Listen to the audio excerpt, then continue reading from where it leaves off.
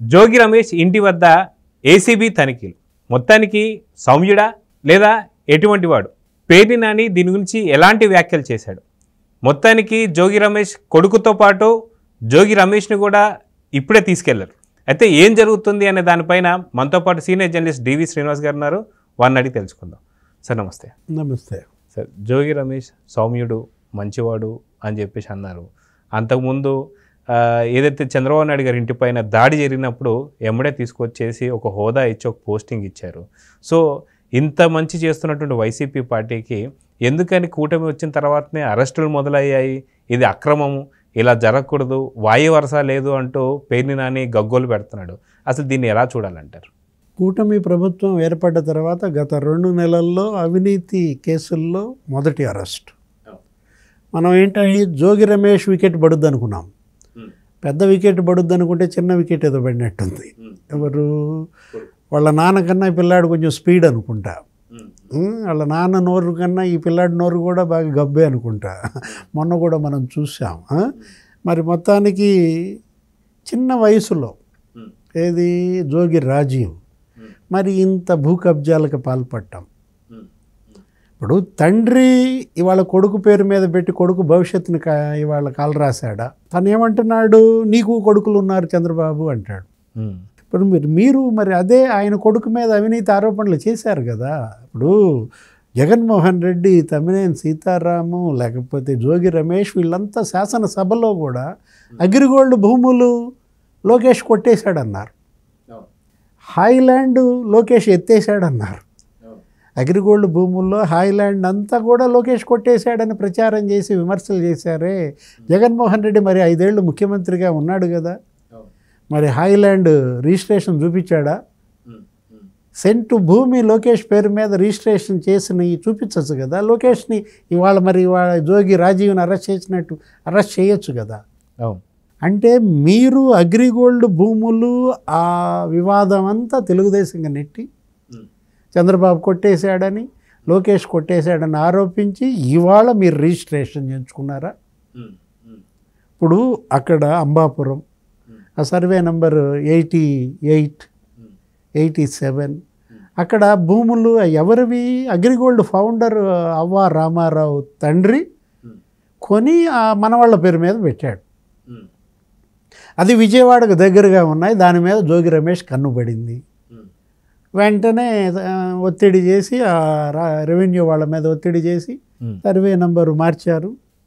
మార్చి అప్పుడనే కొడుకు పేరు మీద, బాబాయ్ పేరు మీద జోగి వెంకటేశ్వరరావు, జోగి రాజీవ్ రాయించుకున్నారు. సరే, ఇప్పుడు దాని మీద మళ్ళీ ఈనాడులో యాడ్ ఇచ్చామంటారు. అంటే యాడ్ ఇస్తే సక్రమమా? ఇప్పుడు యాడ్ సెక్రటేరియట్ నేను కొంటున్నాను, మీకు అభ్యంతరం ఉంటే తెలపండి అని ఎవడో ఒకడు యాడ్ ఇస్తాడు.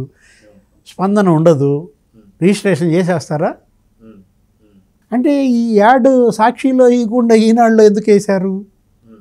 గవర్నమెంట్ యాడ్లన్నీ ఈనాడు కాదు కదా ఇచ్చింది, సాక్షి కదా. అంటే ఈనాడుకి యాడ్ ఇవ్వటం కూడా ఒక కుట్ర. అసలు ఈ ఒక్క కేసులోనే ఎన్ని కుట్రలో చూడు. అగ్రిగోల్డ్ భూమి నీ పేరు మీదకి మార్చుకోవటం ఒక కుట్ర, సర్వే నంబర్లు మార్చడం ఒక కుట్ర, ఈనాడులో యాడ్ వేయించడం ఒక కుట్ర, అది అమ్మేయటం ఇంకో కుట్ర. ఏది కొన్నారు కదా, భూమి ఎందుకు కొన్నారు? భూమి అమ్మటానికి కొంటామా?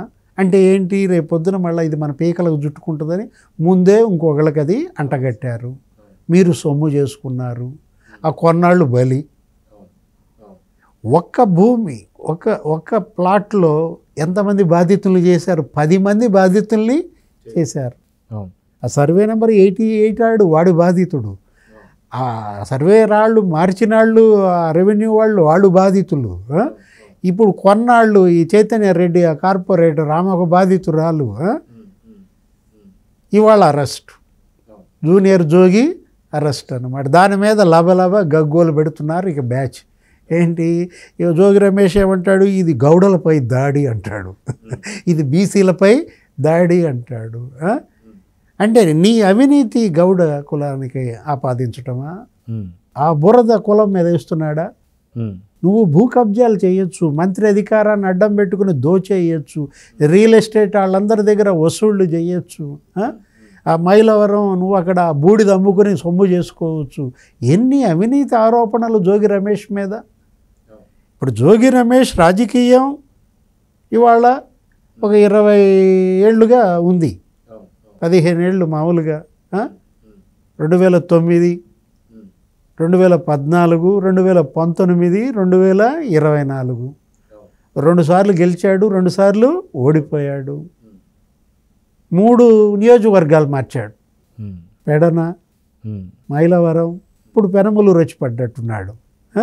ఇప్పుడు పెనమలూరులో అందరి దగ్గర వసూళ్ళు చేశాడంట. మొన్న ఎన్నికలకి కంటెస్ట్ చేస్తున్నా మీరు ఇక్కడ వెంచర్ వేశారు, మీరు 50 లక్షలు కట్టండి.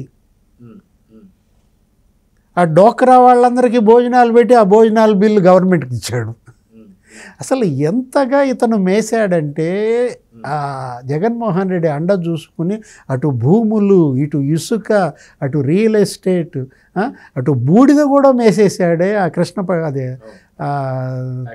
విటిపిఎస్ థర్మల్ స్టేషన్ బూడిద కూడా. అరే ఇప్పుడు అతను దాన్ని ఏమంటున్నాడు, బీసీలపై దాడి అంటాడు. అక్కడ అంబేద్కర్ విగ్రహం మీద పీఠం దగ్గర ఎక్కడో చిన్న పేరు జగన్మోహన్ రెడ్డి పేరు అనేది కొట్టేస్తే జగన్ బాధితులు ఎవరో, అసలు అది జగన్మోహన్ రెడ్డి మనుషులే కొట్టారని మంత్రి స్వామి అంటున్నాడు. జగన్మోహన్ రెడ్డి పేరు తీసేయటం ఏంటి, అది అంబేద్కర్ మీద దాడి అంటారు, రాజ్యాంగంపై దాడి అంటారు. రమేష్ అరెస్ట్ చేస్తే గౌడపై దాడి అంటారు. ఇప్పుడు మరి కుర్రాడు రేపల్లెలో గౌడ, అవును, అమర్నాథ్ గౌడ్ సజీవ దహనం చేశారే, అది కాదా గౌడపై దాడి? అప్పుడేమైంది జోగి రమేష్ నోరు? ఆ రోజు ఎందుకని తెరవలేదు నువ్వు?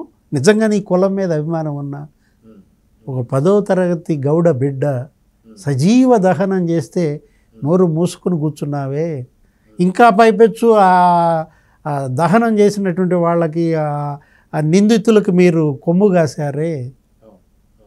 ఇప్పుడు సత్యప్రసాద్ మీద ఎన్ని వేధింపులు పెట్టారు, అనగానే సత్యప్రసాద్, కొనకళ్ళ నారాయణ మీద ఎన్ని వేధింపులు పెట్టారు. వాళ్ళు కాదా గౌడ, వాళ్ళు కాదా బీసీ? కొల్లు రవీంద్రన్ అసలు మీరు 58 రోజులు జైల్లో పెట్టారు, బీసీ కాదా? మత్స్యకార చెప్పుకున్నాడా ఇది మత్స్యకారులపై దాడి అన్నాడా? రే అచ్చెన్నాయుడిని 83 రోజులు జైల్లో పెట్టారు, బీసీ కాదా? కొప్పల వెలంపై దాడి అన్నాడా? ఇప్పుడు ఇవాళ తన బిడ్డ తప్పు చేశాడు, అగ్రిగోల్డ్ భూమి నువ్వు చేసావో నీ బిడ్డ చేశాడో ఆ తప్పు. అగ్రిగోల్డ్ భూములు ఇవాళ ఏంటంటే జగన్, అగ్రిగోల్డ్ భూములు నీకు 7 రాష్ట్రాల్లో 19 లక్షల డిపాజిటర్లు, 7,000 కోట్ల రూపాయలది మొత్తం. వాళ్ళకు ఉన్నటువంటి ఆ 4,000 ఎకరాల భూమి సీజ్ చేశారు. ఆ భూముల్లో వచ్చిన డబ్బుని వేలం వేసి వీళ్ళకి పంచిపెట్టాలి, ఈ డిపాజిటర్లు, ఈ బాధితులందరికీ. దగ్గర ఒక 100 మంది చనిపోయారు ఆవేదనతో.